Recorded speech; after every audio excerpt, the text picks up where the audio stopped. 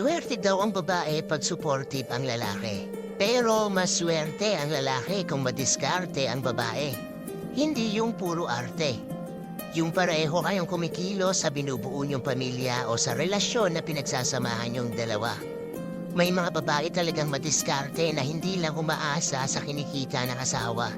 Gumagawa sila ng paraan kung paano magkaroon kahit sa maliit na halaga. Hindi sila papayag na walang laman ang mga bulsa nila.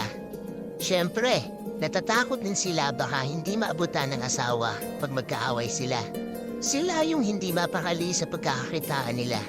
Yung halos lahat ng pwede ibenta, ibebenta na nila. Dahil sa panahon ngayon, advantage sa mga misis na humita kahit nasa bahay lang. Dahil sa kapangyarihan ng social media, lahat ng pwede nilang i-post na pwedeng ibenta, ipopost nila. Kaya sa mga mister na niloloko si misis, ingat-ingat baka sa susunod, mukha mo na ang mapost niya sa social media. Mahalin ang mga babaeng madiskarte sa buhay kahit palaging naghahanap ng away.